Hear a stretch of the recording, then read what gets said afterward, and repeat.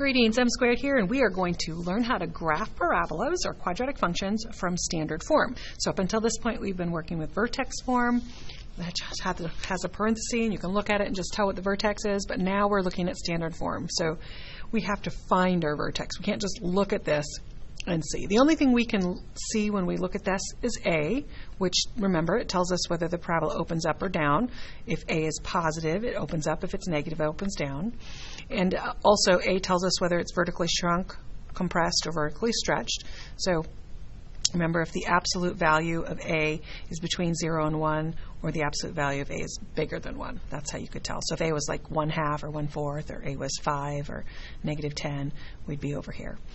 So it also tells us the y-intercept.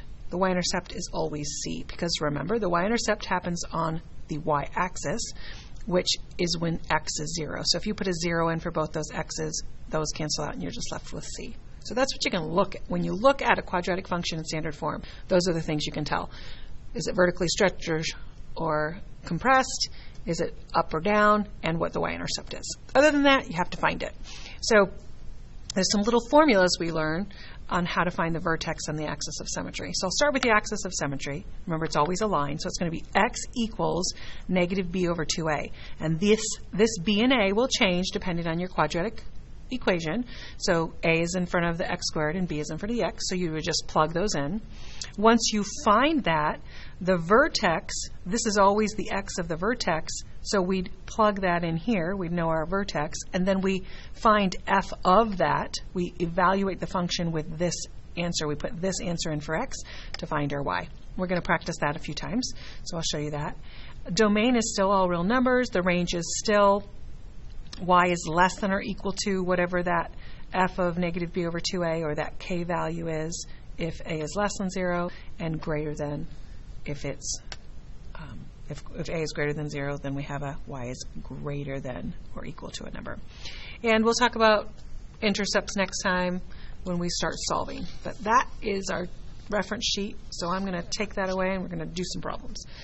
So our first problem has a of negative 2, a b of negative 12, and a c of negative 13. So I'm going to write those down. And now I'm going to ask myself, is it up or down? Well, since a is negative 2, I know it's down. What's the y-intercept? The y-intercept is always c, so the y-intercept is negative 13. What's my axis of symmetry? It's x equals negative b over 2a. So here is my axis of symmetry, and then I'm going to put b here, and I'm going to put 2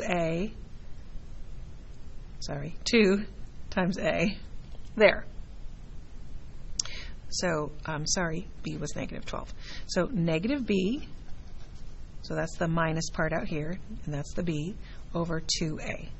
So if I am going to simplify that, this is negative 4. So I get the opposite of negative 12 over negative 4, which ends up with negative 3. So I now know my axis of symmetry is x equals negative 3. So then now I'm going to put that value back into my equation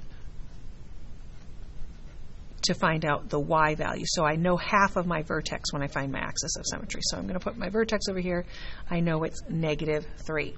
Now I've got to find y. So to do that, I find f of negative 3. So I take negative 2 times negative 3 squared minus 12 times negative 3 minus 13. So coming over here, I'm going to put a negative 3 in there, going to put a negative 3 in here, and then I'm going to simplify. So negative 3 squared is 9. 9 times negative 2 is negative 18. Negative 12 times negative 3 is positive 36, and then minus 13. Well, negative 18 plus 36 is positive 18, and 18 minus 13 is 5. So now I know the other part of my vertex, the y-coordinate. So this is my vertex. That's going to help me graph it because that's the first point I graph when I'm graphing my parabolas. The domain is still all real numbers because when I graph a parabola, it goes left forever and right forever. My range is y is, since it's going down, less than or equal to whatever the value of that k is, which we called it in vertex form or the y-coordinate of my vertex. And is k a maximum or minimum? Since it goes like this, we know it's going to go down. So it is a maximum. This point right here, that vertex is going to be the maximum. So now if I want to graph that, I take my handy dandy little graph and I say, okay, what's my vertex? It's -3, 2, 3, 4, 5, -3, 5. I know it opens down, and remember our pattern. If it was a -2, remember on a normal parent function, it goes over 1, down 1, then over 1, down 3 more. That was our pattern that we figured out in class. But since it's a -2, we know that doubles every time. So I still go over 1, but then I go down 2 on both sides. And then I go over 1, but instead of going down 3, I'm going to go double that, down 6. And so here is what this would look like. Alrighty. So that's how you use a standard form to graph. So we're going to do a couple more. So here we go. We got our A is 3, our B is -12, and our C is 19. This one might be a little harder to graph with our 19. Maybe we'll skip that. And well, that one says 13, so either way, we'll figure it out. Is it up or down? Well, A is positive, so I know it's up. What's the y-intercept? It's 19. Because C is always the y-intercept. What's the axis of symmetry? That I need a formula for. That is x equals -b over 2a. So what is -b? That would be 12. -12 is b. And then what would a be? 3. So now I can say those cancel because subtracting a negative or two negatives right next to each other get me a positive, and this is 6, so 12 divided by 6 is 2. Okay, so now I know my axis of symmetry, which also tells me the x-coordinate of my vertex. So now I have to find f of 2 to find the y-coordinate of my vertex. So I go back up to this, and I say 3x squared minus 12x plus 19, and in there I put a 2.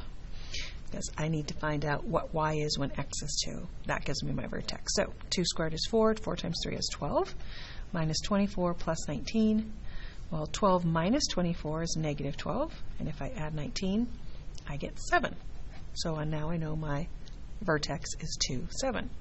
My domain, always all real numbers when I'm dealing with these up and down parabolas. When you get to algebra 2, you might have some left and right ones, and then that changes. But my range, because it's going up, is y is greater than or equal to whatever that value, the y value of my, the y coordinate of my vertex is.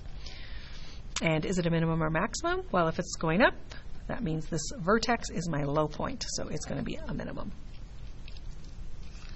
Now, if I was going to graph that, I would have to go down 19, so let me get this little, I'm not going to graph this one. If I was going to graph this one, I would probably count by 2's on my y-axis, but let's just say that this right here is 2, 7. I'm just going to show you. Let's just say that was 2, 7. Actually, we can graph 2, 7. Never mind. I was thinking we aren't going to get the y-intercept, but you don't really need the y-intercept. What was I thinking? We'll just go over here. We use this one again. So here's the first one I did. So I'm going to graph 2, 7. 1, 2, 1, 2, 3, 4, 5, 6, 7. There's my 2, 7. It's going up, and it's 3. So remember our pattern. It'd be over 1, up 3, over 1, up 3. And then since I'm off my graph, that's all I have to do. But way up at 19, it's going to cross that, the y-axis. Okay, one more. Let's do this last one. So we have A is 1/2, B is 4, and C is 13. So we are going to decide if it's up or down. It is up because that's positive. What's the y-intercept? It's always C, so that's 13. What's the axis of symmetry? It's always x equals -b over 2a. So what is b? It's 4. And 1/2 of 2 is 1. So it ends up being -4, which is the x-coordinate of my vertex.